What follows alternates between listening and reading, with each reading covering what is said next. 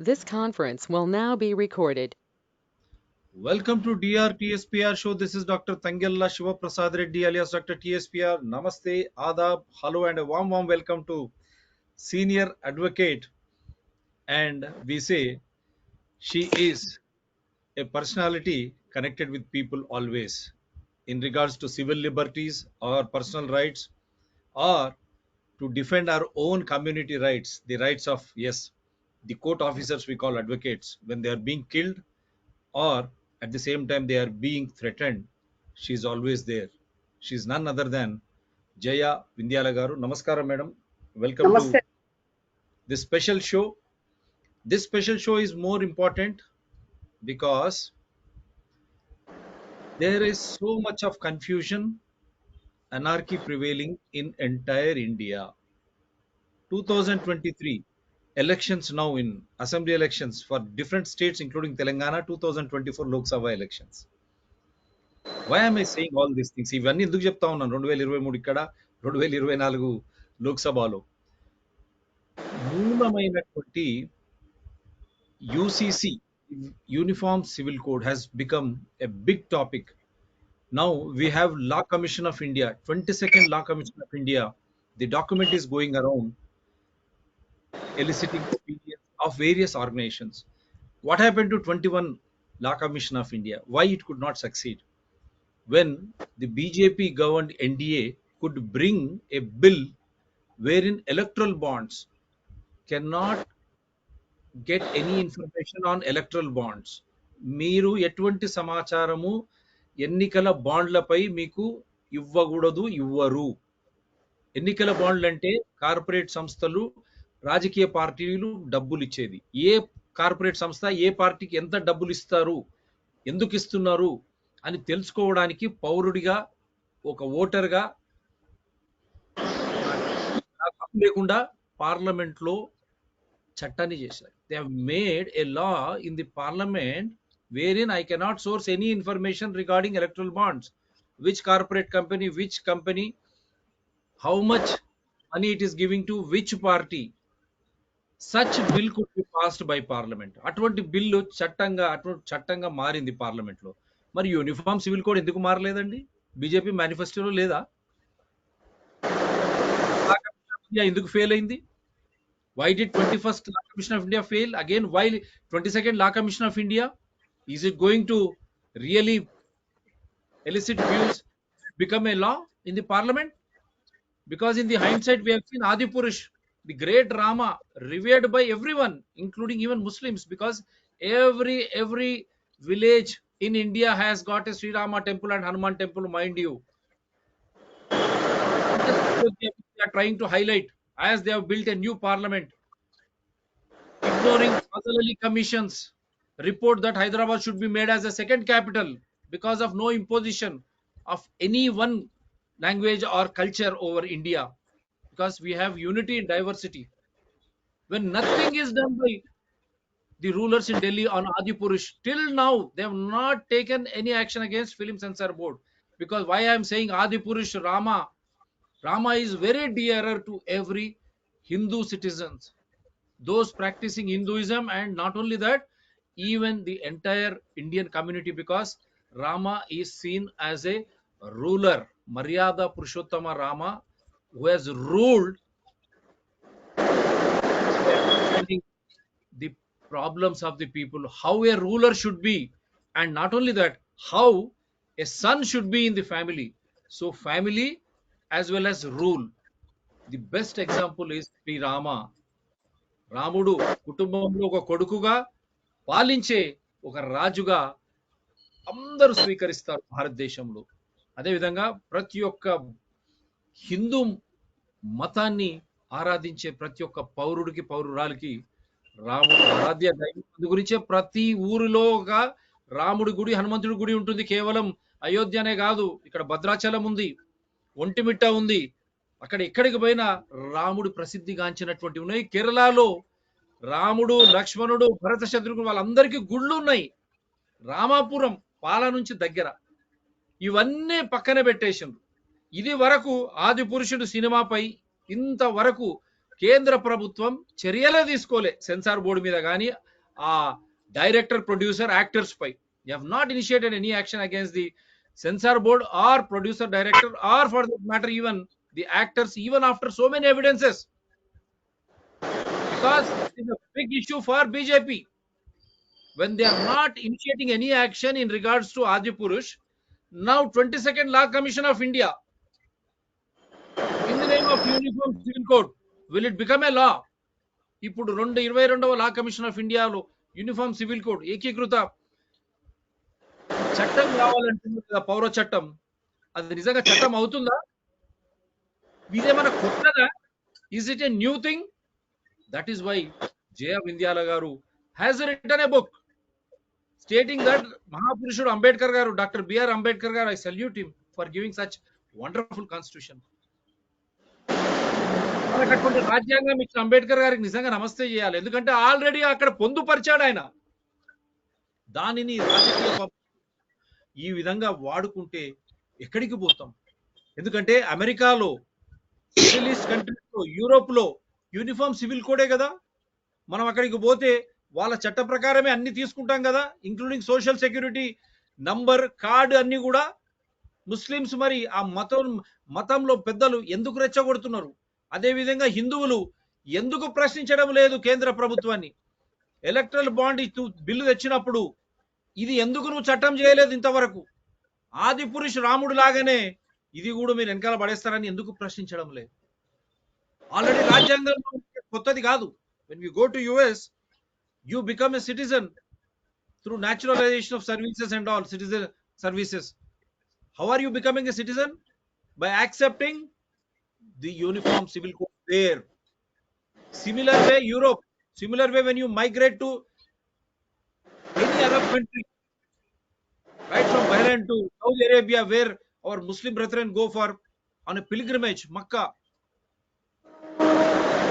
adapting the uniform civil code along with the criminal code of that country, then how is that you are trying to create this issue as if this is an Hindu-Muslim issue, that too on the eve of 2023 assembly as well as 2024 elections? That is why this show is important. A senior advocate has written a book stating Article 44, it is already there, my dear Indian citizens. Let me hear from you. I'll show you some videos, but after hearing her. Madam, చెప్పండి, ఏమైతుంది madam దేశంలో? ఇప్పుడు ఉమ్మడి పౌరస్మృతి అనేది చాలా important role ఉంది భారతదేశంలో. ఎందుకంటే నేను దీని మీద దాదాపుగా 5-6 ఏళ్ళు రీసెర్చ్ చేసి మా దగ్గరికి number of cases irrespective of caste, religion, even Jainism సంబంధించిన కేసెస్ కూడా ఉన్నాయి. సిక్, ముస్లిం, హిందూ, ఇక్కడ మనము తర్వాత క్రిస్టియన్కి సంబంధించినట్టు యూత్, ఇక్కడ యూత్లు కూడా ఉన్నారు ఇండియాలో. అంటే వీటికి అన్నిటికి సంబంధించిన కేసెస్ దాదాపు 30-40 ఇయర్స్ నుండి చెక్ చేస్తూ చూస్తూ వచ్చినటువంటి సందర్భం అన్నట్టు. లాస్ట్ ఒక లేడీ అప్రోచ్ అయ్యి, నేను డాక్టర్ మేడం, నేను ఈ ప్రాబ్లం ఫేస్ చేస్తున్నాను పలాని రిలీజన్ నుండి అని చెప్పడం జరిగింది. అసలు డాక్టర్ అయ్యి ఉండి కూడా ఎందుకు ఇలాంటి ప్రాబ్లం ఫేస్ చేస్తుంది అనే దాని మీద అసలు వీటి మీద ఫోకస్ చేయాలనే ఉద్దేశంతో ఈ మేము 2021లో ఉమ్మడి పౌరస్మృతి, ఉమ్మడి పౌర చట్టం అనేది ఆర్టికల్ 44 కింద ఎందుకు తీసుకురాకూడదన్న క్వశ్చన్ అనేది మా సర్కిల్లోనే ఒక చర్చ జరిగింది. చర్చ జరిగినప్పుడు ఇది 2016లో తీసుకున్నటువంటి చర్చ. 16 నుంచి 19 వరకు కూడా కొందరు రాయమన్నారు, కొందరు వద్దన్నారు, రాస్తే చాలా గొడవలు అయిపోతాయి అని చెప్పారు. ఇవన్నీ జరిగినాయి. నేను ఎప్పుడైతే రాయటం 2019లో మొదలుపెట్టి 2020లో కంప్లీట్ చేయడం జరిగింది. దీన్ని రాయటం 2021లో ఈ పుస్తకాన్ని ప్రింట్ చేసి తీసుకొచ్చిన తర్వాత చాలా విమర్శలు వచ్చాయి. ఈమె జయ వింధ్యాల ఏంటి అసలుకి బీజేపీకి సంబంధించినటువంటి ఒక నినాదం తీసుకున్నది అనేది ఒక చర్చ. అంటే మేమంతా ఒక మూమెంట్ ఉంటూ వచ్చిన వాళ్ళం కాబట్టి ఒక నెగిటివ్ యాంగిల్ చర్చ తీసుకొని మొన్న ఈ మధ్య కాలంలో ఒక ప్రోగ్రామ్ లో కూడా అనడం జరిగింది, వీళ్ళే ఉమ్మడి పౌర చట్టాన్ని బీజేపీ నినాదాన్ని సపోర్ట్ చేస్తుంది ఏంటి అని. అయితే ఇక్కడ బీజేపీ నినాదమా, నాన్ బీజేపీ నినాదమా, లేకపోతే కాంగ్రెసా, బీఆర్ఎసా, బిఎస్పీనా, సిపిఐ, సిపిఎం కాదు. ఇక్కడ మనము భారతదేశానికి ఒక రాజ్యాంగం రాసుకున్నాము. ఆ రాజ్యాంగంలో ఉన్నటువంటి ఏవైతే ఆర్టికల్స్ ఉన్నాయో ఆర్టికల్స్ ప్రకారము సమాజం నడవాలి, ప్రభుత్వం కూడా నడవాలి. ఈ ఇద్దరి మధ్యన ఒక అండర్స్టాండింగ్ లో ఉండాలి అనేది చాలా స్పష్టంగా ఉంది. అసలు మనం ఒకసారి ఆర్టికల్ 44 కానీ మొట్టమొదటి మన రాజ్యాంగ పీఠిక గురించి ఒకసారి ఆలోచన చేస్తే పీఠికలో ఏముంటదంటే, అసలు బుక్కులు చూపించండి మేడం, ప్రజలంతా చూడండి. ఒక బుక్ కవర్ చూపించండి. ఫస్ట్ ఇంగ్లీష్ చూపించండి. ఫస్ట్ ఇంగ్లీషే చూపించండి. ఇంగ్లీష్ అండి ఇది English. This is the book which she has authored. Article 44 Uniform Civil Code, UCC. Again, she is being branded as an agent of BJP.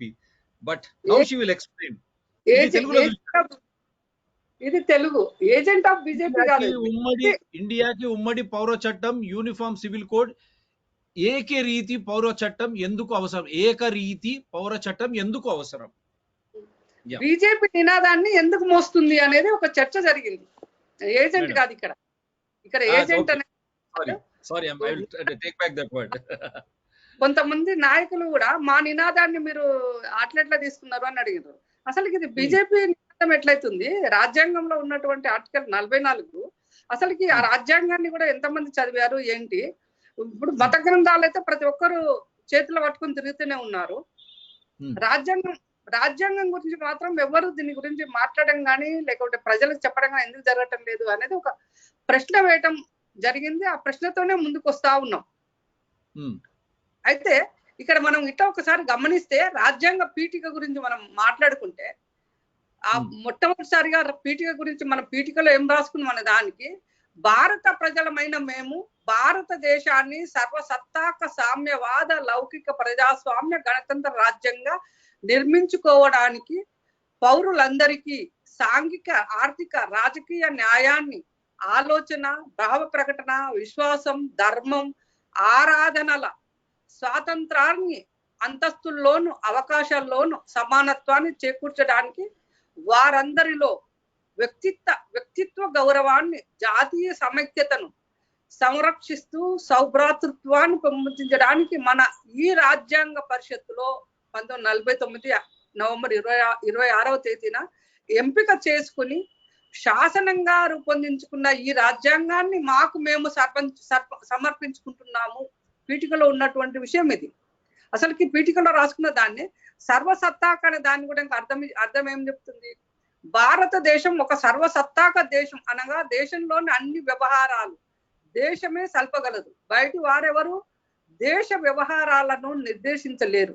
దేశంలోని అన్ని వ్యవహారాలు అనగా కేంద్ర ప్రభుత్వం లేదా భారత రాజ్యాంగం దేశాన్ని నడిపిస్తుందని, అందుకు రాష్ట్ర ప్రభుత్వాలు, క్షేత్రస్థాయి న్యాయస్థానాలు, రాష్ట్ర స్థాయి న్యాయస్థానాలు సహకరిస్తాయని అర్థం. అలానే బయటి వారిని నిర్దేశించనగా వేరే దేశాల సత్తా మనపై లేదని, అంటే సర్వసత్తాక అనే దానికి ఇచ్చినటువంటి అర్థం. అది సామ్యవాదం అనే దానికి మనం ఏదైతే రాజ్యాంగం 42వ సవరణ ద్వారా చెప్పుకున్నటువంటిది, రాజ్యాంగంలోని కొన్ని ఆదేశిక సూత్రాల ద్వారా, ఇక్కడ 44 ఆర్టికల్ అనేది ఆదేశిక సూత్రంలో ఉన్నటువంటిదే.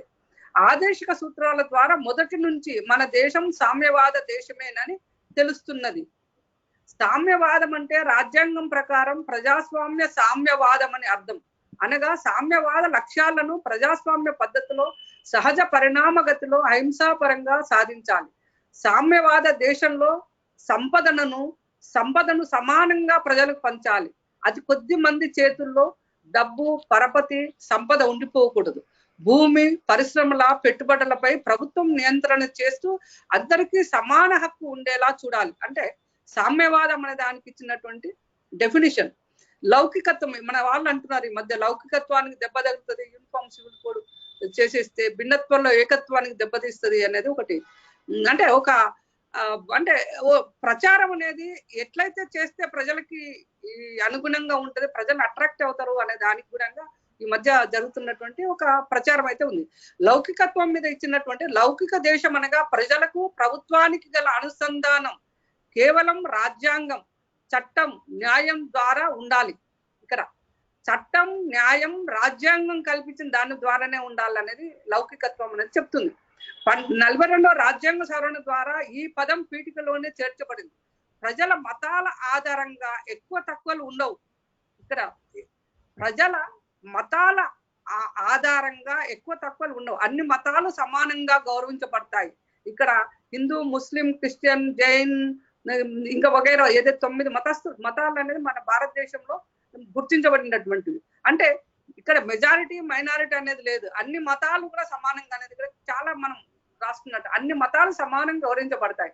దేశానికి అధికార మతం అంటూ ఏదీ లేదు. పౌరులందరూ వారికి ఇష్టమున్న మతాన్ని నమ్మి ఆచరించి పెంపొందించుకోవచ్చు. ఇందులో ఏం చేస్తున్నాం, రాజ్యాంగం, చట్టం, న్యాయం అనేది ఉంది ఇక్కడ.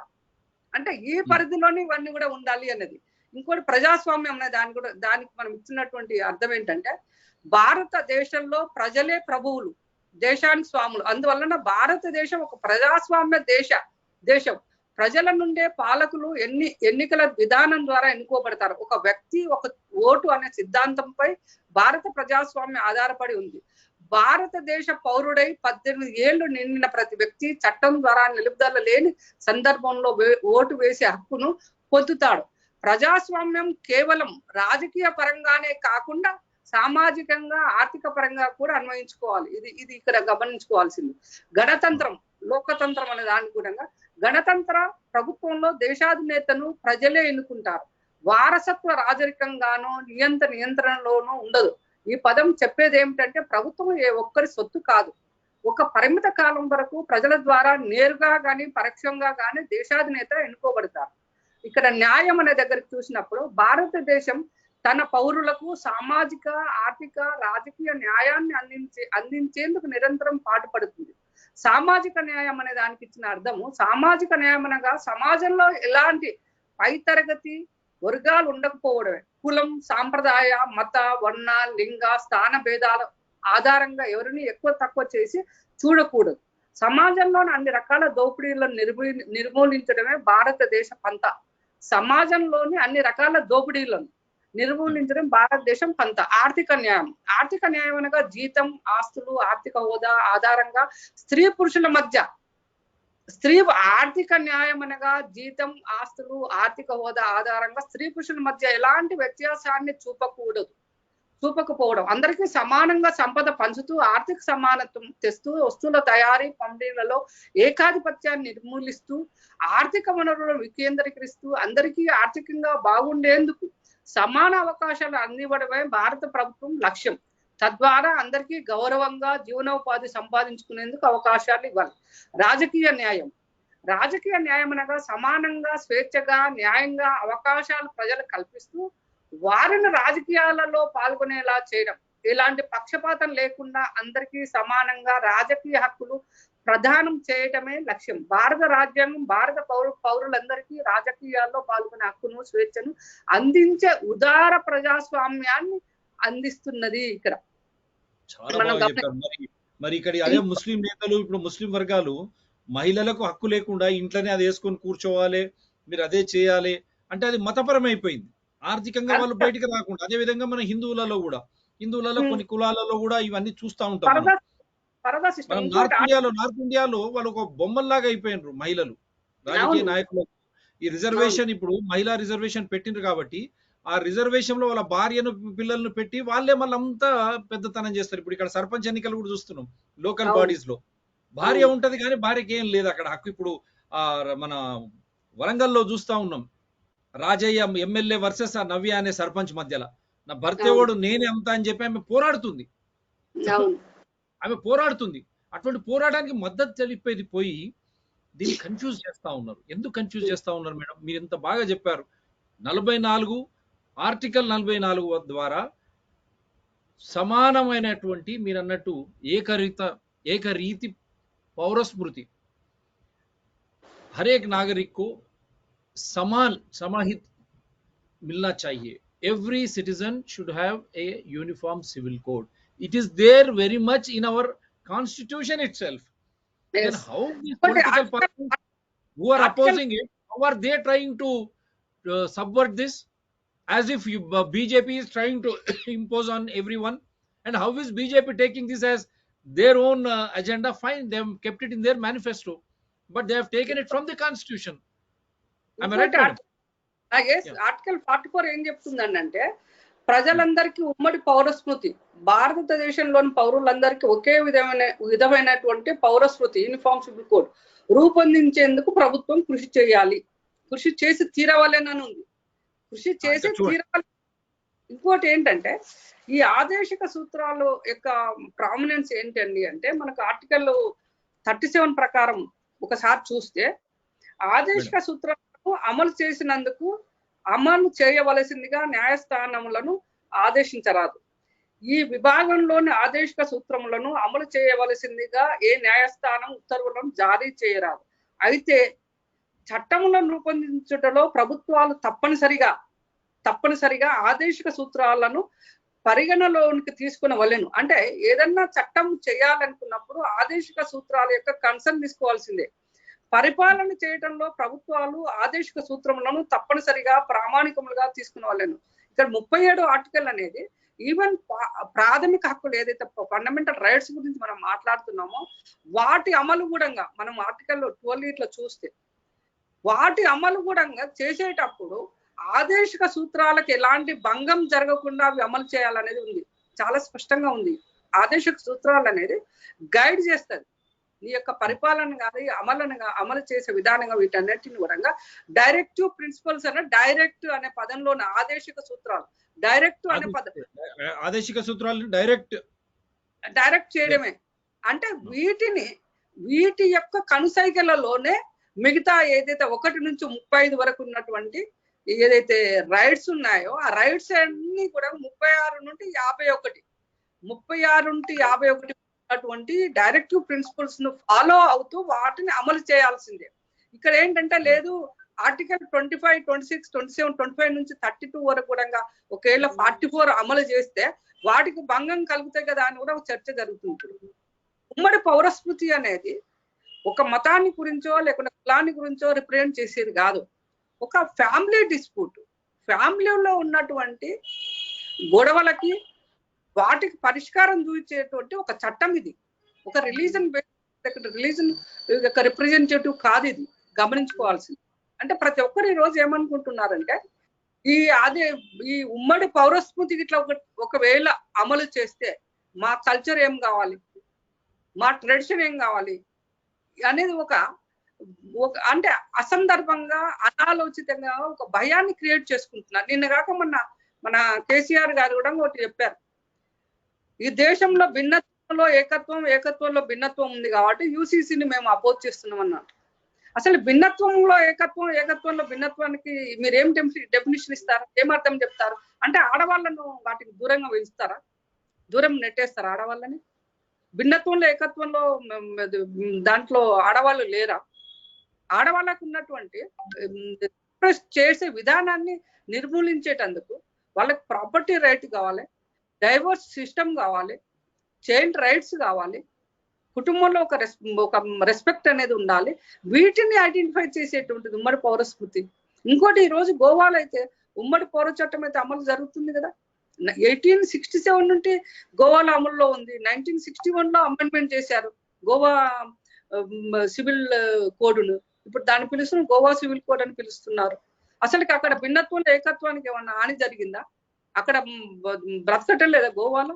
అదే గోవా ఏమన్నా రాజ్యాంగానికి అతీతంగా లేకుండా వాళ్ళకి సపరేట్ రాజ్యాంగం అయితే లేదుగా, ఇదే రాజ్యాంగంగా అక్కడ అమలు జరుగుతుంది. దేశవ్యాప్తంగా ఎందుకు అమలు చేయలేరు? అసలు ఈ ఉమ్మడి పౌరస్మృతి అనేది ఏ మతాన్ని రిప్రజెంట్ చేస్తుంది, ఏ కులాన్ని రిప్రజెంట్ చేస్తుంది? ఇది ఈ రోజు అందరూ ఆలోచన చేయాల్సిన అవసరం ఉంది. ఒకసారి మనం గమనిస్తే అసలుకి పురాణాలు ఉంటే కూడా ఈ రోజు స్ట్రగుల్ అనేది ఉమెన్ స్ట్రగుల్ అనేది చాలా సీరియస్ ప్రాబ్లం ఉంది ఉమెన్ పట్ల. ఇప్పుడు రాజ్యాంగము ప్రకారం అన్న మహిళలకు రక్షణ కల్పించాలి. ఇప్పుడు ఎన్నటి రోజుల్లో రాజరిక వ్యవస్థ ఉండే, లేకుండా ఇప్పుడు మనువాదం అని అంటారు. మనువాదం అన్నది ఆ కాలం సంబంధించినటువంటి మనువాదం. ఆ రోజు ఉన్నటువంటి రూల్స్ రెగ్యులేషన్స్ మనువాదంలో ఒకటి అంటే ఫిక్స్ చేసి ఉన్నటువంటి వ్యవస్థ అది. ఆ వ్యవస్థను దాటుకునే కదా మనం ఈ రోజు రాజ్యాంగం రాసుకున్నది. అప్పుడు ఉన్నటువంటి సాంప్రదాయాలకు, మత ఆచారాలకి, వీటికన్నిటిని మనం అధిగమిస్తూ ఈ రోజు సివిలైజ్డ్ సొసైటీ అనేది ఏర్పాటు చేసుకున్నాంగా. ఈ సివిలైజ్డ్ సొసైటీ అనేది ఒక డైరెక్ట్ చేసేటందుకు రాజ్యాంగం ఉందిగా. ఆ రాజ్యాంగంలో ఉన్నటువంటి ఒక భాగము. ఇంకా కొంతమంది ఇంకొక రకంగా వాదన చేస్తున్నారు. 44 ఒకటే ఉంది, మిగతా కూడా ఆర్టికల్ వాటిని ఎందుకు అమలు చేయట్లేదు అని అంటున్నారు. వాటి సందర్భం బట్టి దీన్ని అమలు చేస్తున్నా కాబట్టి మిగతా అమలు చేయన్నది అని అడగటం అనేది, ఇన్ని రోజులు మన ప్రజలు కానీ నాయకులు కానీ ప్రజలను రిప్రజెంట్ చేస్తున్న నాయకులు నిద్రపోతున్నారా? ఒక మార్పు జరుగుతున్నప్పుడు ఆ మార్పుకు ఏ విధంగా జరగాలనేది వీళ్ళు డిక్టేట్ చేయాలి, ప్రజా నాయకులు కానీ, ప్రజలు కానీ, లేకపోతే ప్రజల రిప్రజెంటేటివ్స్ కానీ. కానీ నువ్వు అది మార్పు చేయొద్దని, అసలు నువ్వు మార్పు జరగకపోతే నీ సమాజం నిలబడిపోతుందిగా. మార్పు అనేది, ఒక సమాజం మనుగడ అనేది, సమాజం అనేది ఎప్పుడు ఒక దగ్గర నిలబడిపోయింది అనుకోండి, అక్కడ అంటే పురుగులు వీటితోనే నిండిపోతుంది. అక్కడ ఒక చీడపురుగు వ్యవస్థ అనేది వస్తుంది. మార్పు అనేది నిరంతరం జరగాలి సమాజంలో. ఆ మార్పు ఎలా ఉండాలి అనేది ఇక్కడ. ఇప్పుడు కమ్యూనిస్టులు అంటారు, లేకపోతే ఇంకో ఇష్టం అంటారు. భారతదేశంలో అయితే అది లేదు కదా. కమ్యూనిస్టులు అయితే కమ్యూనిస్టు రాజ్యం అయితే లేదు కదా, సోషలిస్టిక్ రాజ్యం అయితే లేదు కదా. అంబేద్కర్ రాసిన రాజ్యాంగ పరిధిలో ఉన్నటువంటి రాజ్యాంగం వ్యవస్థ నడుస్తుంది. ఆ వ్యవస్థలో విధంగా ఉండాలి, ఎలా ఉండాలి అనేది రాజ్యాంగంలో ఏం రాస్తున్నారు దాన్ని అమలు చేయాలి. ఓకే, దెన్ మీరు చెప్పండి ఏమైనా ఆర్టికల్ ఎట్లా అమలు చేయాలనేది చెప్పొచ్చుగా. అదే కాకుండా మళ్ళా గిరిజనులు, వెనుకబడిన తరగతులు, ముస్లింలని వీళ్ళు కొత్తగా ఈ మైనారిటీ లీడర్స్ మళ్ళీ అక్కడ కులం నాయకులు తీసుకొచ్చి వీళ్ళకి అందరికి అన్యాయం జరుగుతుందని చెప్తున్నారు. ఇక్కడ ఏంటంటే భారతదేశంలో ఉన్నటువంటి గిరిజనులు మొత్తము హిందువులుగానే గుర్తించబడుతున్నారు.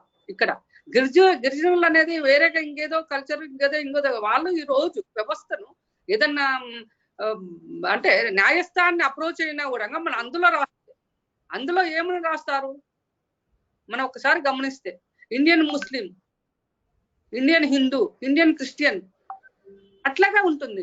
గిరిజనులు అనేది సపరేట్ రిలీజన్ అయితే లేదు, ఒక క్యాస్ట్ బేస్ ఉన్నటువంటిది. వాళ్ళని హిందువులుగానే గుర్తించబడుతున్నారు ఈ రోజు వరకు కూడా. అది దీనికి రాజ్యాంగానికి ఎబో అయితే లేదు కదా. 170 చట్టం అనేది గిరిజనేతరులు వాళ్ళ భూములను ఆక్రమించుకుంటున్నారని దానికి వచ్చినట్టు చట్టం అది 170 అనేది. వాళ్ళకి ప్రత్యేకమైనటువంటి చట్టాలు అంటూ ఏం లేవు. ఏదైతే హిందూ మ్యారేజ్ యాక్ట్ ఉందో దాని ప్రకారమే వాళ్ళ చట్టం కోర్టుకు వస్తే దాని ప్రకారమే వాళ్ళ పరిష్కారం దొరుకుతుంది. కాబట్టి గట్టిగా చెప్పండి మేడం, ఎందుకంటే మీరు యువర్ సివిల్ లిబర్టీస్ లీడర్ కూడా, మీరు పౌర హక్కుల నాయకురాలు కూడా, ఒక అడ్వకేట్ కూడా.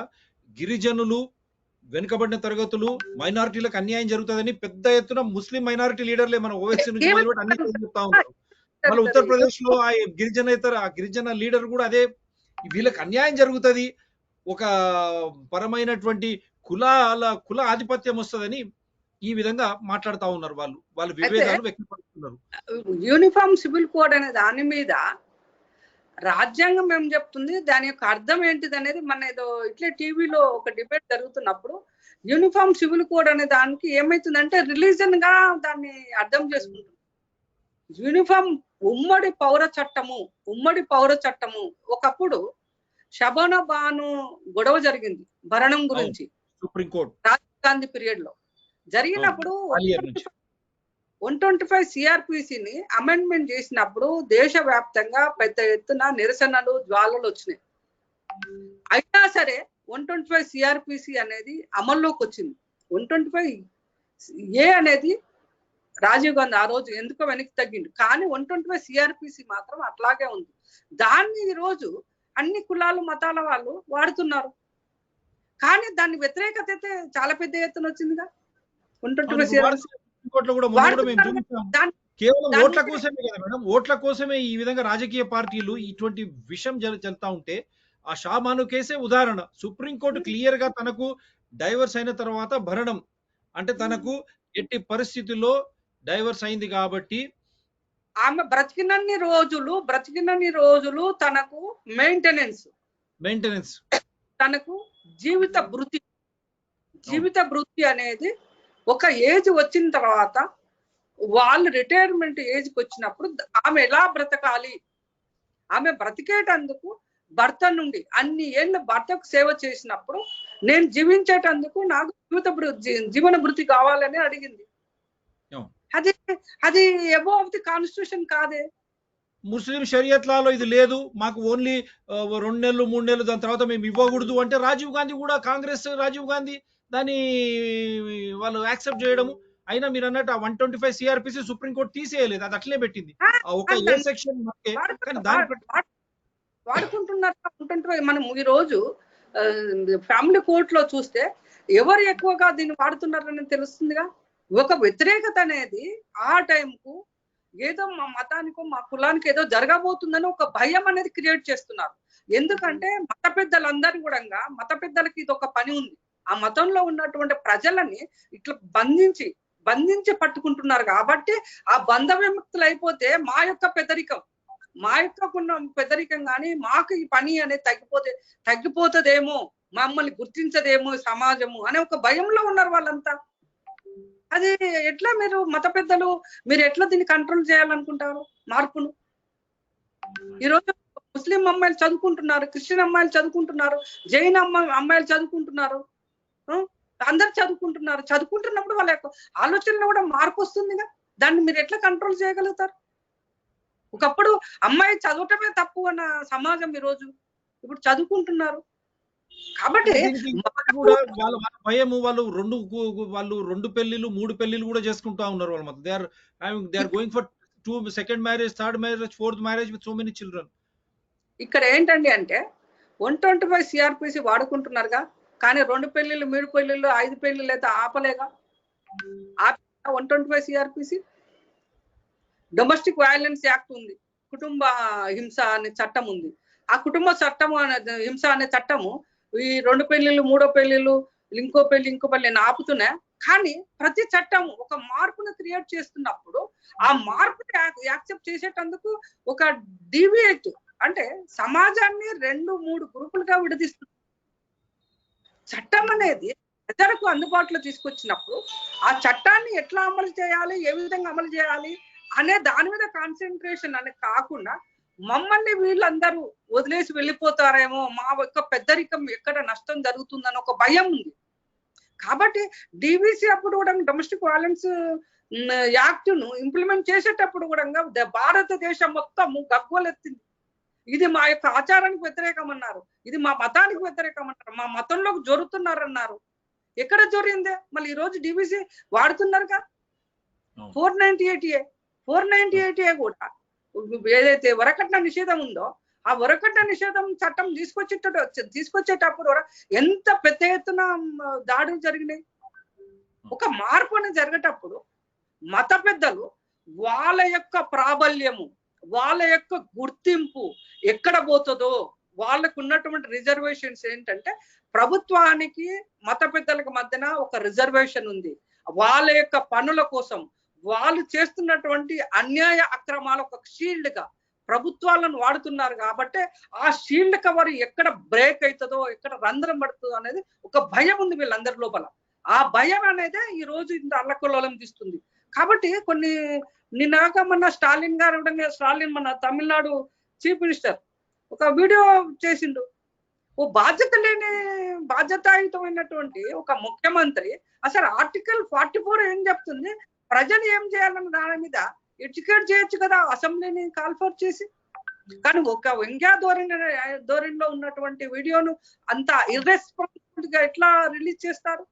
ఎవరు అడగటం లేరా? నేను రాజ్యాంగాన్ని అవమానించడం, అది యాక్చువల్లీ వీళ్ళు చేస్తున్నది ఏంటంటే రాజ్యాంగాన్ని అవమానించడం, అంబేద్కర్ని అవమానించడం. కాబట్టి సీరియస్ అఫెన్స్ ఇది. వ్యంగ్యపరమైనటువంటి స్టేట్మెంట్స్ ఇవ్వటం, వ్యంగ్యంగా మాట్లాడము, ఇదే ఈ రోజు ఎవరైతే ప్రజలను రిప్రజెంట్ చేస్తున్నటువంటి వ్యక్తులు సంస్థలు చాలా అలర్ట్ ఉండాలి దీని మీద.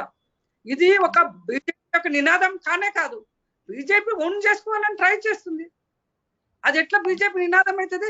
బీజేపీ ఇంకొక చర్చ జరుగుతుంది. ఎన్నికలకు ముందు 9 ఏళ్ల నుండి లేనటువంటిది ఈ రోజు వీళ్ళు ఎట్లా అమలు చేస్తారు ఎన్నికల ముందు అని అంటారు. ఏ వెల్ఫేర్ యాక్టివిటీ అయినా కూడా, ఏ వెల్ఫేర్ స్కీమ్ అయినా కూడా ప్రజల గురించి మాట్లాడేటువంటి సంస్థలు కానీ వ్యక్తులు కానీ ఇవన్నీ కూడా ఏం చేస్తున్నారు, ఎలక్షన్ బిఫోర్ వాటిని ఇంట్రడ్యూస్ చేస్తున్నారు. నువ్వు 75 ఏళ్ళ నుండి మీరు ఒకసారి చూడండి, ఏ పొలిటికల్ పార్టీ ప్రజల పక్షాన నిలబడి పనిచేసిందో చూపించండి. 75 ఏళ్ళ నుండి మనకు వచ్చే స్వాతంత్రం నుండి ఎన్నికల ముందు ఎన్నికలు రాబోతున్నాయి, ప్రజలతో పని ఉంది అనుకున్నప్పుడే వెల్ఫేర్ స్కీమ్స్ ఇంట్రడ్యూస్ చేస్తున్నారు. మీరు మన వెల్ఫేర్ ఆఫ్ ది స్టేట్ అని రాసుకున్నాం మనం ప్రియంబుల్లోనే. వెల్ఫేర్ ఆఫ్ ది స్టేట్ అనుకున్నప్పుడు నిరంతరం ప్రతిక్షణం మీరు ఆలోచన చేయాలి. కాబట్టి బీజేపీ 100% ఇది ఓటు లాభం కోసం తీసుకొని వస్తుంది. దాంట్లో నేను అనటం లేదు, దాన్ని కాదు అనటం లేదు. కానీ ప్రతి పొలిటికల్ పార్టీ నిన్న రాహుల్ గాంధీ గారు ఇక్కడ వచ్చి ఏం చేసిండు, పెన్షన్ 4,000 ఇస్తా అన్నాడు. ఆయన జేబు 4,000 అని జేబు నుండి ఇస్తున్నాడా? ఇది ఎలక్షన్ స్టంట్ కాదా? అంటే ఈ రోజు ప్రజలను ఏంటంటే ఎలక్షన్ స్టంట్ లో భాగంగానే వాళ్ళని అట్రాక్ట్ చేసేటందుకు స్కీమ్స్ ఇంట్రడ్యూస్ చేస్తున్నారు. ఇది ప్రజలు కూడా తెలుసు. ఈ ఎన్నికలు అయిపోతే మా దిక్కు కూడా చూడాలని తెలుసు. ఇక్కడ ప్రజలు గమనించుకోవాల్సింది ఏంటంటే వాళ్ళకు కావాల్సిన వ్యక్తి ఎవరు 24 గంటలు వాళ్ళ వెంట ఉంటారు, ఆ వ్యక్తిని గెలిపించుకుంటే లాభం ఉంటుంది.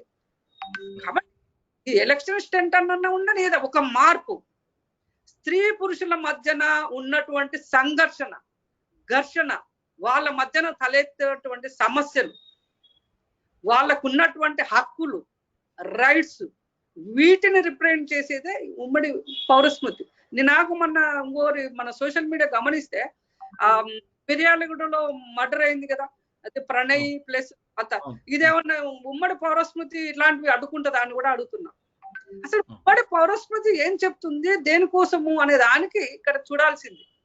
ఒక యూనిఫార్మిటీ లెవెల్లో అన్ని కులాలకు అన్ని మతాలకు ఒకే రకమైనటువంటి చట్టం తీసుకురావడం చేత 100% మైండ్ సెట్ అనేది మారుతుంది.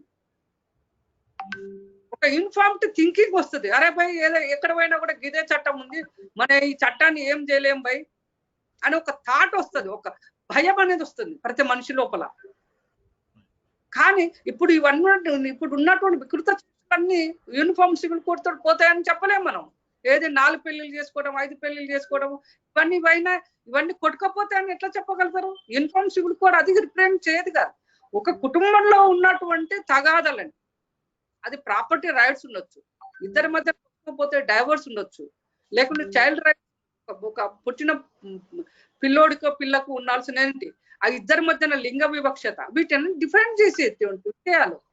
ఇక్కడ మన ఓవైసీ గారు లాంటి లీడర్స్ షరియతు కాకుండా మన ముస్లింలకు అన్యాయం జరుగుతుంది అంటే ఇది కేవలం అంటే మగ ఆధిపత్యాన్ని చాటుకోవడానికి మీరు అన్నట్టు ఆ మత పెద్దల పట్టు పోతుంది ఆ ముస్లిం సమాజంపై అనే ఆలోచనతోనే వీళ్ళు అవన్నీ చేస్తున్నారంటారా? ఇక్కడ ఏంటంటే ఎంఐఎం లీడర్లు కానీ అసలు ఓల్డ్ సిటీ తీసుకుంటే ముస్లిం సమాజం, మనం ఇక్కడ హైదరాబాద్ అనేసరికి పాత బస్తీ అని వస్తుంది. పాత బస్తీలో నేను ఇలా అడుగుతున్న ఎంఐఎం వాళ్ళకి ఏం చేసిండ్రు? దాదాపుగా నేను చూస్తున్నప్పుడు ఉంటే 30-40 ఏళ్ళ నుండి వాళ్ళే వెళ్తున్నారుగా. అక్కడ ఉన్నటువంటి సమాజం పాత బస్తీ మహిళలకు కానీ పురుషులకు కానీ ఏం చేసి, ఒక్క నేషనలైజ్డ్ బ్యాంక్ అనేది ఈ రోజు పాత బస్తీల్లో లేదండి, అన్ని పోతున్నాయి. వాళ్ళు ఈ రోజు అక్రమ వడ్డీ వ్యాపారస్తుల చేతుల్లోనే ఉంది. ఎంఐఎం ఏం చేస్తున్నట్టు? నిజంగా నువ్వు అవసరం అంటే నువ్వు ముస్లిం రిప్రజెంటేటివ్ అయితే ముస్లిం డెవలప్మెంట్ ఎక్కడ ఉంది? పాత బస్తీలో ఇరుకు సందుల్లో ఉన్నారు, ఇరుకు రోడ్లలో బతుకుతున్నారు, వాళ్ళు అడుక్క తింటున్నారు. చిన్న పోరగాళ్ళు మెకానికల్ షాపులలో పనిచేస్తున్నారు. 5 ఏళ్ళు దాటిందంటే మెకానిక్ షాపులలో పనిచేస్తున్నారు. నువ్వు చేసిన డెవలప్మెంట్ అంటే ఓల్డ్ సిటీలో ఒకసారి చూపించండి. ఇదే మతం అడ్డు పెట్టుకొని ఈ రోజు ఇన్ని ఏళ్ళు ఉంటే ఏలుకుంటూ వస్తున్నా పాత బస్తీని. ఎందుకు బ్రేక్ చేయలేకపోతుంది ప్రభుత్వం? నేను మన కేసీఆర్ గవర్నమెంట్ అక్కడ స్కూల్ ఒకటి ఓపెన్ చేయాలని ఏదో ప్రకటించి, సరే అంటే నేను నా జీవితంలో దాదాపు 40 ఏళ్ళ నుండి ఆ ఒక్క స్కూల్ కేసీఆర్ ఇక్కడ ఉన్నటువంటి టీఆర్ఎస్ అప్పుడు టీఆర్ఎస్ వాళ్ళు అక్కడ స్కూల్ మైనారిటీ పెట్టబోతున్నాం అంటే ఆగమేఘాల మీద వీళ్ళు స్కూల్ ఎస్టాబ్లిష్ చేశారు. అసలు అడగట ఓల్డ్ సిటీలో అడిగిన వ్యక్తులందరినీ ఏం చేశారు ఈ రోజు? ఎంఎం వాళ్ళు వడ్డీ వ్యాపారస్తున్నారు, వ్యభిచారం, ఆడపిల్లలను విదేశాలకు అమ్ముతున్నారు. అది మేము పియూసీలుగా మేము చాలా పనులు చేసాం అక్కడ, చాలా అంటే చాలా పనులు చేసాం.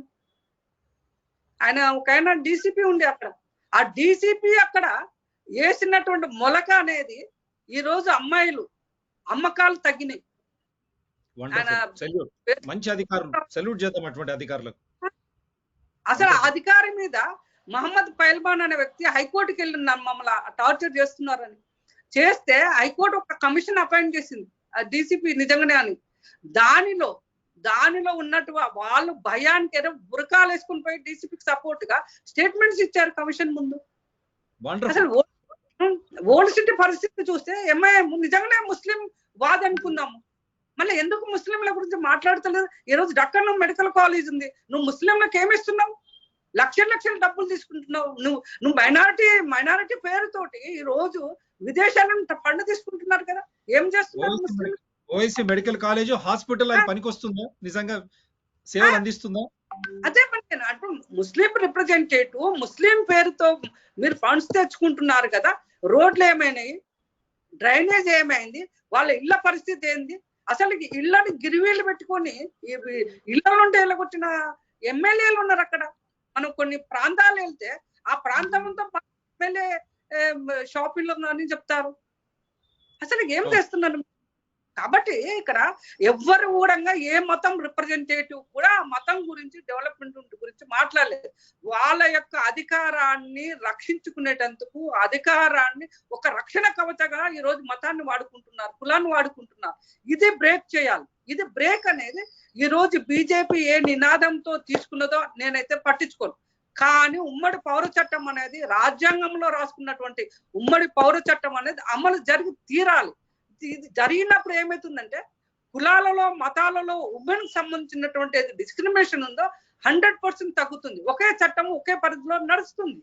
కాబట్టి ఉమ్మడి పౌర చట్టం అంటే రిలీజన్ రిప్రజెంటేటివ్ కాదు, ఒక కులం రిప్రజెంటేటివ్ కాదు, ఆల్ ఫ్యామిలీస్, ఒక కుటుంబంలో ఉన్నటువంటి తగాదాలని, ఒక కుటుంబంలో వచ్చేటువంటి డిస్ప్యూట్స్ ని, ఒక కుటుంబంలో ఉన్న సాధక బాధకాలని ఏ విధంగా నిర్ణయం చేయాలి, ఏ విధంగా వీటిని ఏమంటారు పరిష్కారం చేయాలి అని చూపించేటందుకు ఈరోజు కొత్తగా భారతదేశంలో ఉమ్మడి పౌర చట్టం ఏం లేదు. గోవాలో ఆల్రెడీ ఇంప్లిమెంటేషన్ లో ఉంది. గోవా వెళ్ళి మీరు ఏమంటారు ఒక టీమ్ గా స్టడీ టీమ్ గా వెళ్ళండి. ఏ రాష్ట్ర ప్రభుత్వం ఆ ప్రభుత్వం వెళ్ళి అక్కడ వెరిఫై చేయండి. మంచి మాట చెప్పారు. మీ ద్వారా అయ్యా కేసీఆర్ గారు, mister Stalin, the Tamil Nadu chief minister mister Owaisi and all religious leaders belonging to Hindu, Muslim, Christian, Jain, Sikh, kindly visit Goa. There is uniform civil code in implementation. అక్కడ ఏకీకృత పౌర చట్టం స్మృతి అనండి, చట్టం అనండి, అక్కడ అమల్లో ఉంది గోవాలో. మీరందరూ గోవా సందర్శించి తెలుసుకోండి ఏమైనా ఇబ్బందులు ఉన్నాయా. మనం కూడా గోవాకు పోతున్నాం విహారయాత్రలకు, రోజు ప్రతి వారు ఛాన్స్ దొరికితే గోవాకు పోయి వస్తూనే ఉన్నాం. సో మీరు ఇంగ్లీష్ లో కొద్దిగా చెప్పుదురు. ఇంగ్లీష్ లో చెప్పే ముందు మీకు కొన్ని వీడియోలు చూపిస్తాను, ఏమనుకుంటున్నారు. చాలా బాగా చెప్పారు మేడం, బ్రహ్మాండం. కొన్ని వీడియోలు చూపిస్తాను ఎట్లెట్లా దాన్ని అందుగురించి దాన్ని ఇంగ్లీష్ లో కూడా మీరు కొద్దిగా చెప్తే.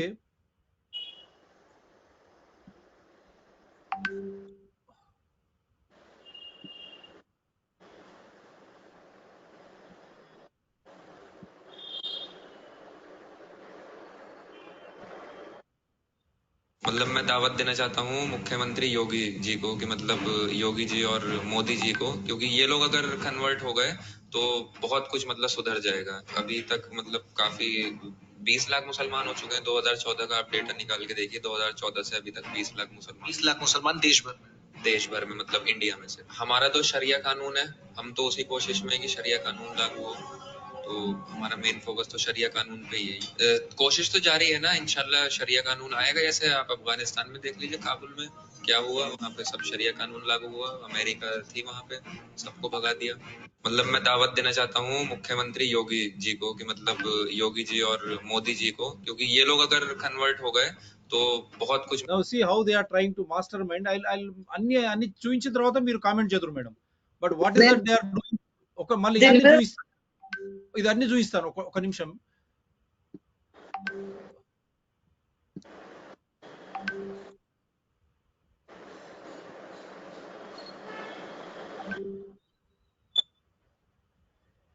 मुख्यमंत्री वजीर आला से हमारी मुलाकात हुई, जिसमें हम तमाम ने जनाब के चंद्रशेखर राव साहब से इस बात का मुतालबा किया, इस बात की गुजारिश की कि बीजेपी हुकूमत की तरफ से, नरेंद्र मोदी की सरकार की तरफ से जो यूसीसी लाने की बात की जा रही है, हमने तेलंगाना के मुख्यमंत्री और वजीर आला से ये कहा कि आप उसका अपोज करिए, उसकी मुखालिफत करिए। हमने चीफ मिनिस्टर को इस बात का याद दिलाया कि पिछले 10 साल से तेलंगाना स्टेट में उनकी सरकार है, स्टेट में पीस बहुत स्ट्रांग हुआ है, अमन मजबूत हुआ है। हमने चीफ मिनिस्टर को और बीआरएस के प्रेसिडेंट को ये भी बात याद दिलाई है कि पूरे मुल्क में अगर किसी असेंबली में CAA NPR NRC के खिलाफ एक रेजोल्यूशन पास हुआ था, वो तेलंगाना के असेंबली में सबसे पहले हुआ था। और हमने चीफ मिनिस्टर को अपने रिप्रेजेंटेशन में ये बात दिलाई कि जब CAA का रेजोल्यूशन तेलंगाना में असेंबली में पास हो रहा था, तो उस वक्त बीआरएस की हुकूमत ने, सरकार ने उस रेजोल्यूशन में प्लूरलिज्म और सेकुलरिज्म की बात की। तो हमने चीफ मिनिस्टर को ये बावर किया, ये इम्प्रेस किया कि यूसीसी हमारे देश के प्लूरलिज्म के लिए एक अच्छी बात नहीं है, सेकुलरिज्म के लिए अच्छी बात नहीं है। हमने चीफ मिनिस्टर से all India Muslim personal law board ने जो लॉ कमीशन को, जो all India Muslim personal law board ने एक नोट दिया है जो 74 पेजेस पर मुश्तमिल है, उसके इम्पोर्टेंट पॉइंट्स हमारे प्रेसिडेंट मौलाना खालिद सैफुल्लाह रहमानी साहब उनको बताए हैं कि कैसे बीजेपी यूसीसी के नाम पर इस मुल्क के प्लूरलिज्म और सेकुलरिज्म को कमजोर करना चाहती है। हमने बीआरएस के प्रेसिडेंट वो तेलंगाना के चीफ मिनिस्टर को भी बताया कि सिर्फ ये मुस्लिम माइनॉरिटी का मसला नहीं, ये क्रिश्चियंस का भी मसला है। ये मसला ट्राइबल से भी जुड़ा हुआ है, और सिर्फ नॉर्थ ईस्ट के ट्राइबल नहीं है, तेलंगाना में ट्राइबल है, मध्य प्रदेश में ट्राइबल है, छत्तीसगढ़ में ट्राइबल है, गुजरात में ट्राइबल है, राजस्थान में ट्राइबल है। उनका एक कल्चर है और उसका तहफ़्फ़ुज़ करना, और ये सिर्फ ट्राइबल नहीं बल्कि हमारे हिंदू भाइयों के लिए भी ये चीज अच्छी नहीं होगी, क्योंकि हिंदू अनडिवाइडेड फैमिली के तहत 3,000 करोड़ का टैक्स रिबेट हमारे हिंदू भाइयों को मिलता है। 2015 के इनकम टैक्स के फिगर्स है। और अगर यूसीसी आएगा तो Hindu succession act, Hindu marriage act, ये तमाम चीजें खत्म हो जाएंगी। तो ये मुल्क के लिए ठीक नहीं है, हमारे मुल्क का। So this is, I'm trying to show another video. Oh, same video.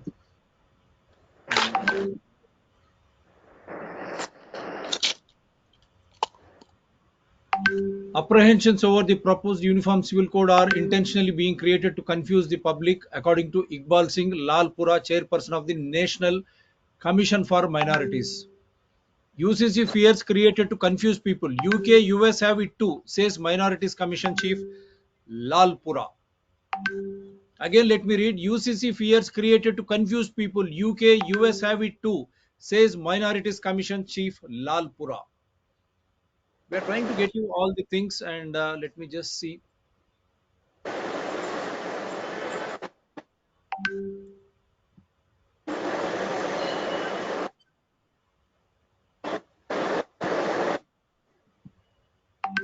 चलिए madam, I think I have shown you. ఇక్కడ ఒక్క నిమిషం మేడం, ఇంకొకటి ఏదైనా చూపించే ప్రయత్నం చేస్తాను వస్తే. రైట్ మేడం, ఏం రావడం శివప్రసాద్ లేదు. యా ఇంకా శివప్రసాద్ ఇప్పుడు మీరు చెప్పండి మేడం. ఇప్పుడు చూశారు ఈ ఏ విధంగా ఆయన చెప్తా ఉన్నాడు. ఈ 2 పాయింట్ మేడం. వీడియోలు చెప్పండి. ఈ నౌ ఇంగ్లీష్ వీడియోలు ఇంగ్లీష్ ఈ ఐ వాంట్ యూ టు వీడియోలు స్పీక్. ఎస్ ఈ వీడియోలు ఇవన్నీ కూడా it is not representing secular or UCC representing only disputes of the family within the family.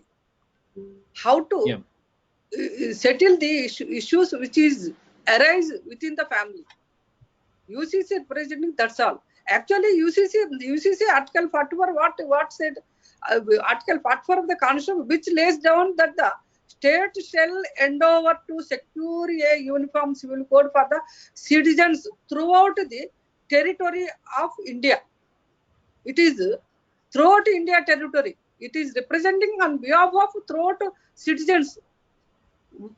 Which matter? Family disputes within the family, which is face problems within the family. That problems become a property rights, or divorce, or child rights, inheritance powers. These are things.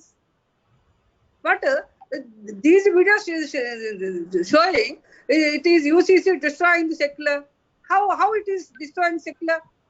It is nothing but creating a problem within the people. These leaders are become as per recording, as per according their speeches. UCC not representing a secular. And another thing, personal. He's a barrister also. He's a barrister, London Litton barrister, Mr. OIC. How he said like that?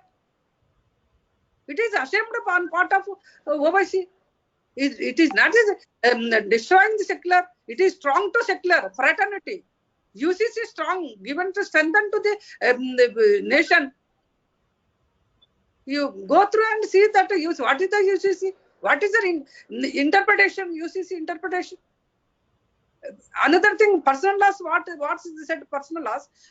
The personal laws that apply to a certain group of people based on their religion, caste, faith, and belief, made after due consideration of customs and religious texts. The personal laws of Hindus and Muslims find their source and authority in their religious incident texts. In Hinduism, personal laws are applicable to legal issues related to inheritance, succession, marriage, adoption, co-parents, obligation of sons to pay their father's debts, the partition of family of property, maintenance, guardianship, and charitable donation. In Islam, personal laws apply to matters relating to inheritance, civil succession, legacies, marriage, work, dowry, guardianship, divorce, gifts, and preemption taking roots from Quran.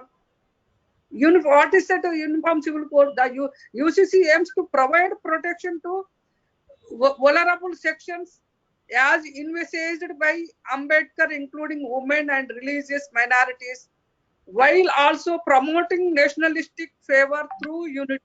When enacted, the code will work to simplify laws that are segregated present on the basis of religious beliefs, like the Hindu Code Bill, Shariat law, and others. The code will simplify the complex laws around marriage ceremonies, inheritance, succession, adoption, making them one for all. What is the marriage ceremonies, inheritance? What is the inheritance, succession, adoption? These UCC represent these three to four items only. It is not representing on secular or religion or anything. Before going the addressing public, they must know the UCC. What is the UCC? The same civil law will then be applicable to all citizens irrespective of their faith. What about the Indian Penal Code and Criminal Procedure Code, Indian Evidence Act? These three acts are under uniform only, no? There is no other. There is any religion persons not opposing these three uniform criminal code and anything. Why they are opposing uniform civil code? What do you think, madam? The same criminal law they are accepting. If Yes. it is Sharia, any robbery, hand for hand, they will be hanged. They will be publicly stoned. They don't want Yeah. that in Sharia. from Yes, Sharia. as per history, from the beginning, the Britishers introduced the Criminal Procedure Code, Indian Evidence Act, Indian Penal Code as a uniformity. In marriage system, some of the religion heads went to the British Rani and given her some representations. We want to live in same system, so that they are from the beginning they are permitted them. So then you follow your own religion basis. In that way, then now still they are in Indian people, Indian అంటే ఈ religion వాళ్ళందరూ కూడా దాన్ని follow అవుతున్నారు. Why they are following? Why now we have a constitution?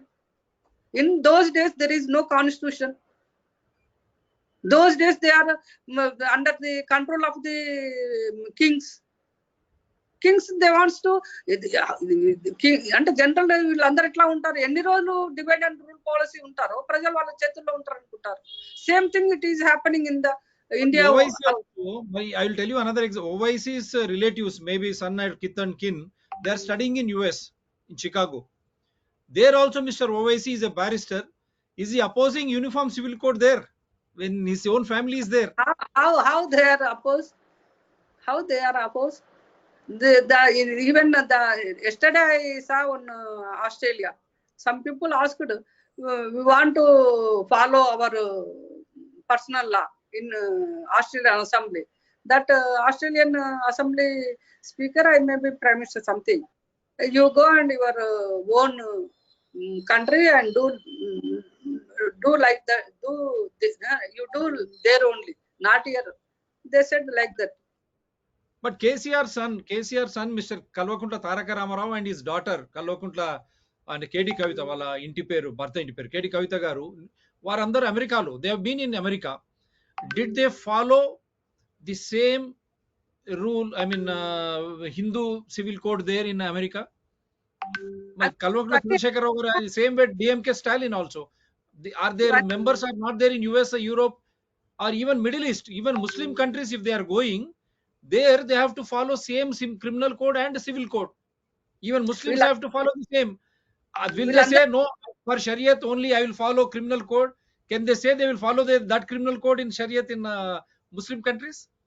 ఎట్లా చేస్తారు అసలు? వాళ్ళందరూ ఎట్లా ఉన్నారండి అంటే, ఇప్పుడు అడుగుతున్నారు, చూడు భయ మేము ఇది ఇంప్లిమెంట్ చేస్తున్నాం అంటే, మేము ఇంప్లిమెంట్ చేయండి అని చెప్తే మా విలువ ఎక్కడ పోతుంది, మా యొక్క ప్రచారం ఎక్కడ పోతుంది అనేది ఉంది వీళ్ళందరికీ. నేను వీళ్ళందరూ స్టేట్మెంట్స్ చూస్తే ఏంటంటే, నెగిటివ్ అనేది ఇంపోజ్ చేస్తే మేము బాగా ప్రచారంలో వెళ్ళిపోతాము, మా వెనకాల ప్రజలకు తెలియదు ఏది. ప్రజలకు యూనిఫామ్ సివిల్ కోడ్ అంటే వీళ్ళు ఎప్పుడు వాళ్ళకి చెప్పారు? ప్రజలకి ఎప్పుడు చెప్పారు? అసలు రాజ్యాంగం గురించే చెప్పలేదు.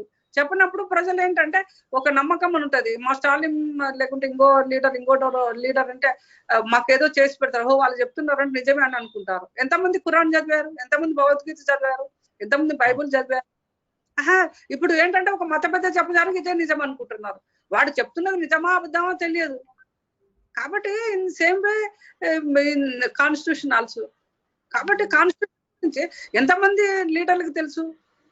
కాన్స్టిట్యూషన్ గురించి, కాన్స్టిట్యూషన్ ఏం రాశారు అనేది నిజంగానే ఈ భారతదేశంలో ఉన్నటువంటి ఎంతమంది ముఖ్యమంత్రులకు తెలుసు? అసలుకి వాళ్ళు UCC అనే దానికి మనం వ్యతిరేకించాలి. అది ఏదైనా కాక అది ఏంటంటే సెంట్రల్ లో ఉన్నది బీజేపీ. ఓకే, బీజేపీ అనేది ఒక మతతత్వ పార్టీ. Why are you silently observing? Go and file before the election commission. You cancel their registration. ఇట్లా చాలా ఇప్పుడు ఏదైతే మనము మతానికి సంబంధించినటువంటి పొలిటికల్ పార్టీలు అనుకున్నప్పుడు ఎంఎం అదే కదా. ఒకవేళ మనం ఇట్లా మాట్లాడితే ఓపెన్ గా, మరి వీటిని ఎందుకు ఎంటర్టైన్ చేస్తున్నారు? వాళ్ళతో కలిసి మళ్ళీ ఎందుకు ఎలక్షన్ లో కోఆర్డినేషన్ చేసుకుంటున్నారు ఒకరికొకరు? కాబట్టి ఇవన్నీ అర్థం లేని విషయాలు. ప్రజల్ని ఏంటంటే ఒక ఎక్స్ట్రీమ్ లోకి తీసుకెళ్లి వాళ్ళ హార్ట్నెస్ కొట్టడం.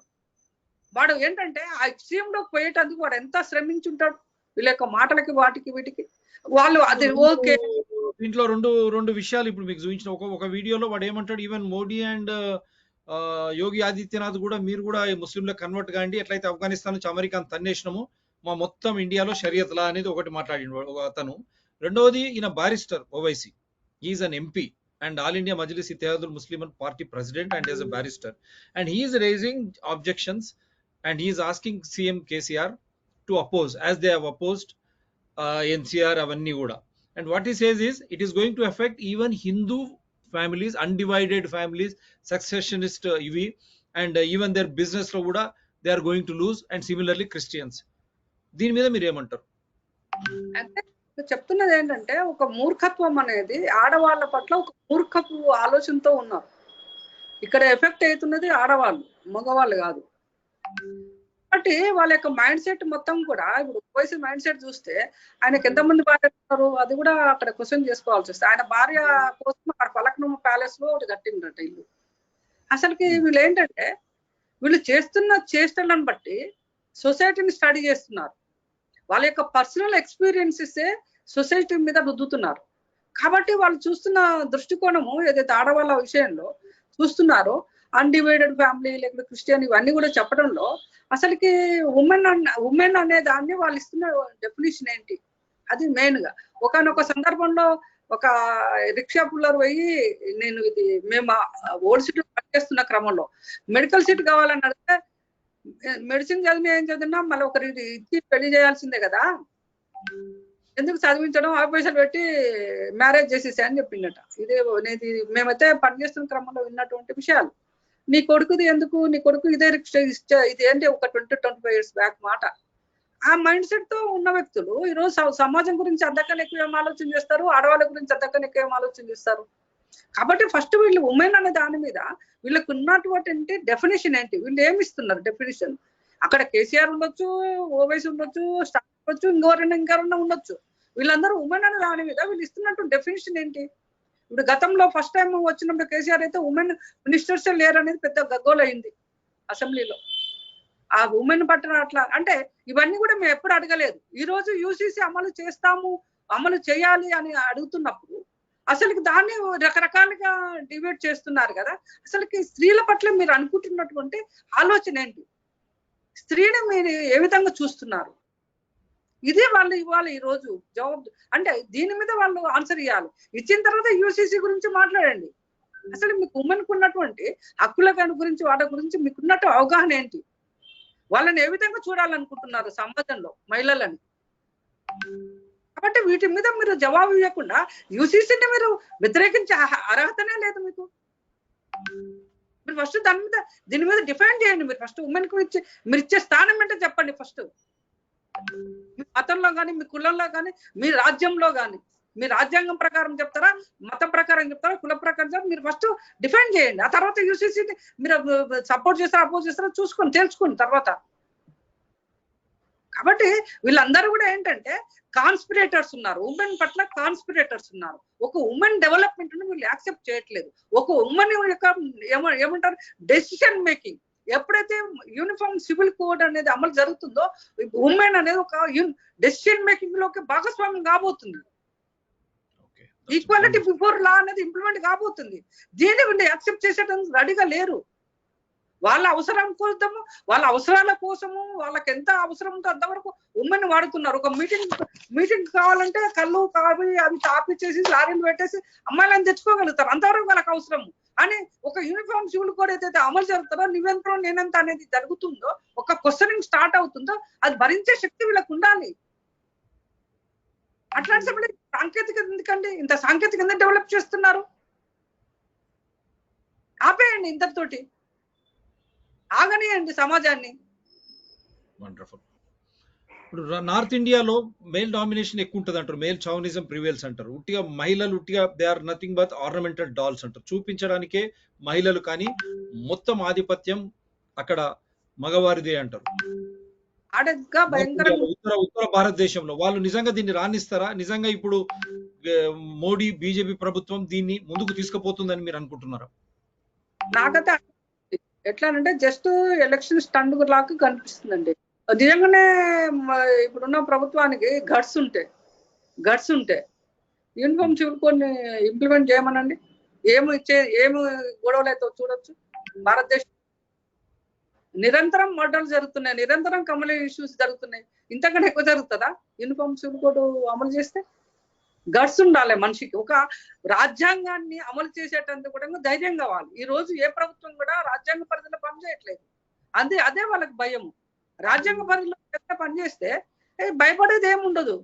అన్నిట్లాగానే ఇది కూడా అమలు చేస్తున్నామని చెప్పేస్తారు. కాబట్టి ఏ ప్రభుత్వం, రాష్ట్ర ప్రభుత్వాలు తీసుకోండి లేకపోతే కేంద్ర ప్రభుత్వం తీసుకోండి, రాజ్యాంగ పరిధిలో పనిచేయట్లేదు. కాబట్టి రాజ్యాంగంలో పొందుపరిచినటువంటి ఆదేశక సూత్రాలు కానీ, ఫండమెంటల్ రైట్స్ కానీ, వగేరా వగేరా కానీ అమలు చేయడంలో వాళ్ళు వెనక్కి ముందు పోతున్నారు. కాబట్టి అంత నాకు తెలిసినంతకైతే ఇప్పుడు ఇదంతా హంబక్ చూస్తూ ఉంటే ఈ 23 ఎన్నికలు ఇక్కడ రాష్ట్రంలో 24 లోక్సభవి ఇది కంప్లీట్ చేసుకునేటందుకు ఇదంతా హంగామా జరిపిస్తున్నారు. ఎంత పెద్ద అల్లకల్లోలం జరుగుతుంది దేశంలో. యూనిఫామ్ సివిల్ అసలు యూనిఫామ్ సివిల్ కోడ్ మీద ఇంత గొడవ చేయాల్సిన అవసరమే లేదు. గప్చుగా పోయి అమలు చేయండి, ఇదో యూనిఫామ్ సివిల్ పెట్టండి, ఈ రకంగా ఉంచండి అని సజెషన్ ఇవ్వాలి. ఏ రాష్ట్ర అసెంబ్లీ ఆ రాష్ట్ర అసెంబ్లీని ఎందుకు కాల్ఫర్ చేయట్లేదు? ఏ రాష్ట్ర అసెంబ్లీ ఇది కాంకరెంట్ లిస్ట్ లో ఉన్నటువంటిది యూనిఫామ్ సివిల్ కోడ్. మీరు అసెంబ్లీని కాల్ఫర్ చేయండి, చేసేసి మీరు తీసుకోండి, డెసిషన్ తీసుకోండి, ఎట్లా అమలు చేయాలి, ఏ విధంగా ఉండాలి. మీరు ఎందుకు సజెషన్ ఇవ్వట్లేదు?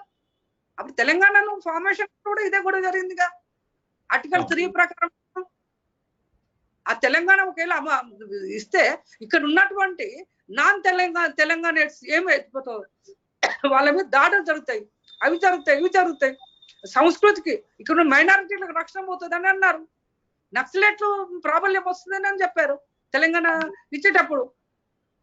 అంతకనే ఆ రోజు జరిగిన రచ్చకనేది రచ్చ కాదే కాదు. మైనారిటీస్ రక్షణ ఉండదని చెప్పారండి. ఇదే ఓవైసీ సందర్భాలు ఉన్నాయి.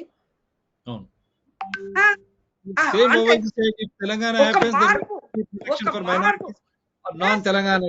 What happened then? 9 years now their own AIMIM is the friendly opposition party. ఒక మార్పు జరిగేటప్పుడు సంఘర్షణ అనేది ఉంటుంది. కానీ సంఘర్షణ అనేది హెల్తీగా ఉండాలి. ఇట్లా డిస్క్రిమినేట్ చేస్తూ రెచ్చగొడుతూ ధోరణిలో ఉండకూడదు. ఆర్టికల్ 44 అనేది కొత్తది కాదు, ఆల్రెడీ గోవాలో అమలు జరుగుతుంది. ఈ భారతదేశం మొత్తం కూడా ఆర్టికల్ 44 అని అమలు చేస్తే ఇక్కడ ఉన్నటువంటి డిస్క్రిమినేషన్ ఉమెన్ మెన్ మధ్యన ఉన్నటువంటి వ్యత్యాసాలు, గొడవలు వీటిని రిప్రజెంట్ చేసేది అంతే.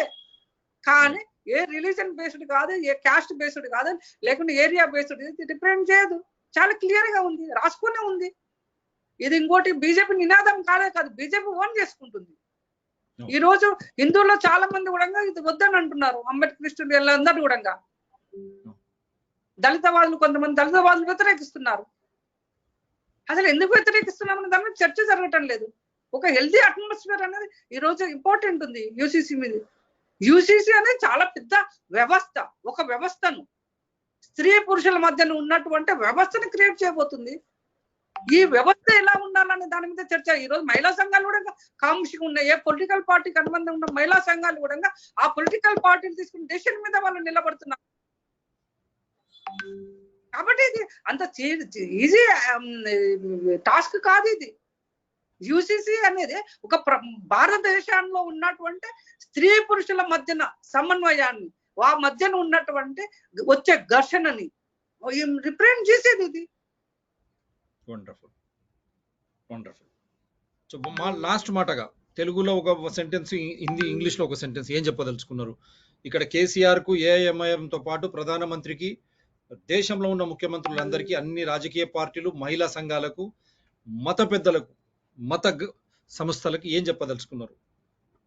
స్టాప్ దీస్ నాన్సెన్స్ గా ఉన్నటువంటి ఈ డిస్కషన్స్ ఆపేయండి. First how to apply the UCC అనే దాని మీద మీరు స్టార్ట్ చేయండి. సజెషన్స్ లా కమిషన్ ఇది ఇమ్మీడియట్ గా అమలు చేయాల్సిన అవసరం ఉంది యూసీసీ.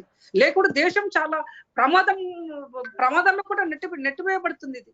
కాబట్టి ఈ నాన్సెన్స్ తో కూడినటువంటి డిస్కషన్స్ ఆపేయాలి. వెంటనే ఆపేసి లా కమిషన్ కి యూసీసీ ఎలా అమలు చేయాలి అనే దాని మీద ఆయా రాష్ట్ర ప్రభుత్వ పెద్దలు అసెంబ్లీని కాల్ఫర్ చేయాలి, డిస్కషన్ జరగాలి. వాళ్ళు సజెషన్స్ చేయాలి లా కమిషన్. ఇది నేను చెప్తున్నది. ఇక్కడ ఏంటంటే యూసీసీని మేము అమలు చేస్తామని ఏదైతే నినాదం నరేంద్ర మోదీ గారు చెప్పారు, నిజంగానే తను చేయాలనుకుంటే, అంత గట్స్ ఉంటే దానికి తగినటువంటి ఒక దిశానిర్దేశాన్ని వెంటనే ఏర్పాటు చేయాలనేది నేను కోరుతున్నానండి. అదేవిధంగా UCC not representative of religion or secular or fraternity or అంటే వగేరా వగేరా వగేరా.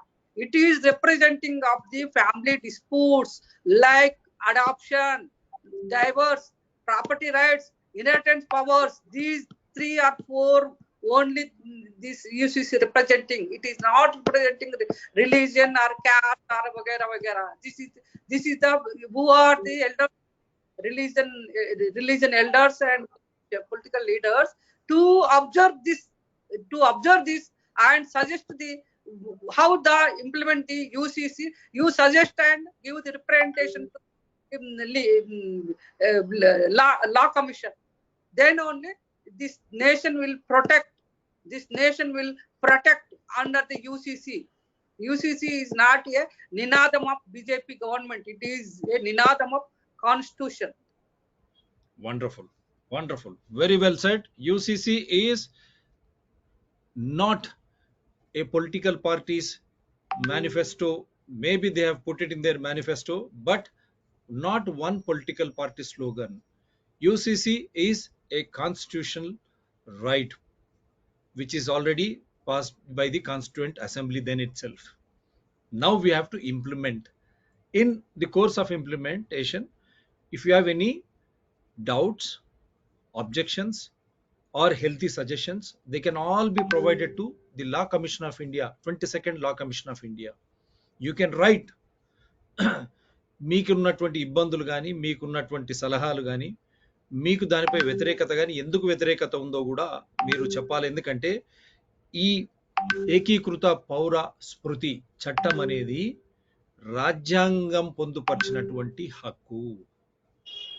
డైరెక్టివ్ ప్రిన్సిపల్ అంటాం మనం.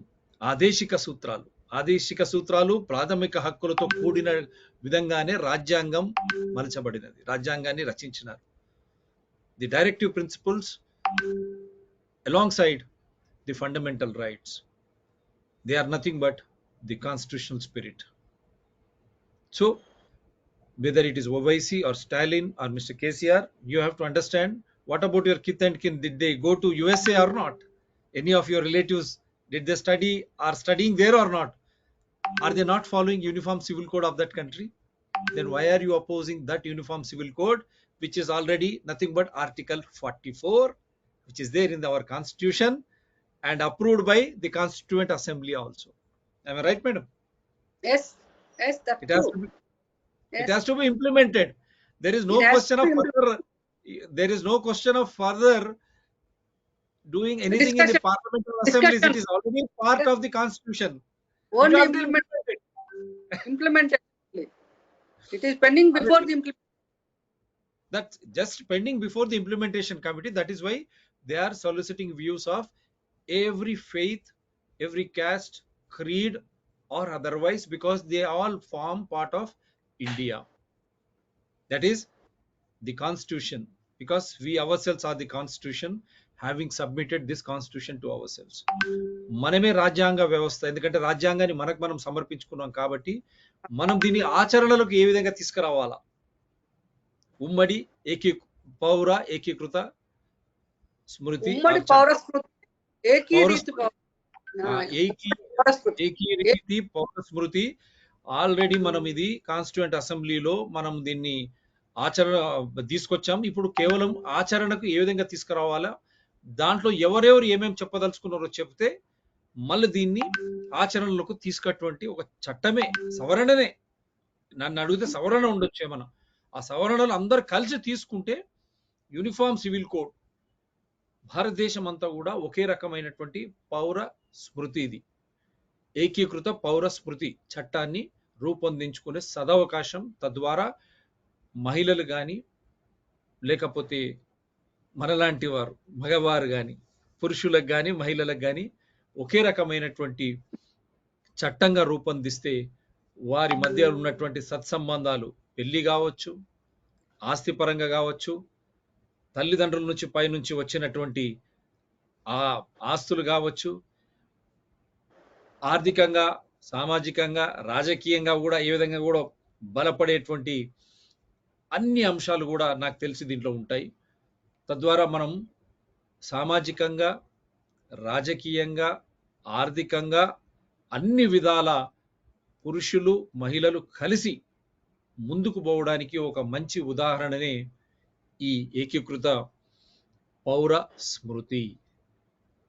It is nothing but the combined spirit of both males and females, or I say Indian citizens, whether it is their marriage or properties inherited or otherwise, all those rights, fundamental rights, and the directive principles embedded into the nothing but Article 44. This is the Constitution, and that is the reason why Madam Garu, Jaya Vindhyala Garu, she is very clear. Don't oppose, you suggest. This has already been accepted by the Constituent Assembly, Article 44. Uniform Civil Code is nothing but Article 44, already accepted by the Constituent Assembly. We salute Dr. B.R. Ambedkar Garu, all those organizations who are trying to create a wedge between SCs, STs, and backward classes and all minorities. They have to understand this is nothing but Article 44, already passed in the Constituent Assembly. Now they are going to implement. During the course of implementation, whether it is 21st Law Commission of India or now the 22nd Law Commission of India is eliciting your views. You can always, and as OVC is stating, Muslim Personal Law Board, but our Madam Jaya Vindhyala ji, she clearly says it is nothing to do with any faith, religion, caste or creed otherwise, but it is directly related to Indian citizens, male and female, and their rights, whether it is marriage, property, or otherwise. Am I right, madam? Yes, yes. So we Ante. only hope that she clearly directing all political parties, To give suggestion, not oppose, including religious heads, women organizations, kindly visit Goa. It is already under implementation in Goa. We all visit Goa to enjoy and come. Is there any problem for us when we visit Goa? Is it imposing anything on us? So that is why she is demanding that no one should oppose. You share your views. Any advices she expects you to share it to the Law Commission of India so that this becomes a law. This can be implemented. It's already there in our constitution. And for that matter, visit Goa. Right? Thank you very much, madam. Okay. Take care. And our book is also there in both in Telugu and English. Article 44, Uniform Civil Code. She has authored books in both Telugu as well as English. And you can always solicit those books also. She was seeking an appointment. We were writing to President of India. Unfortunately, I don't know why we could not get time or appointment from ఇది first. మాత్రం Yeah. ఇది మాత్రం వీడియోలో పెట్టొద్దులేండి. Then no issues. We just want everyone to understand that the Constitution is superior. Constitution means India. India means all citizens who are born in India should enjoy all rights which are enshrined in the directive principles as well as the fundamental rights. Let us really enjoy and rejoice as India. We say Mera Bharat Mahan. Thank you very much, madam. Thank you very much. Thank you. Do support TSPR channels, Citizens DR TSPR channel and Environment People DR TSPR channels. They are all in larger public interest. Subscribe, support, and share. Anyone can participate in our shows. My mobile number is always there along with the flyer poster. You can participate because we invite to discuss, debate, and differ. That is the beauty of democracy. So we are going to strengthen the people participatory constitutional democracy through discussions on Uniform Civil Code, nothing but Article 44. Already the Constituent Assembly has approved it, and it is only to be implementation part remains, and any suggestions or anything would be added so can be amended, legislated again for implementation. Thank you very much. Thank you అండి, thank you very much.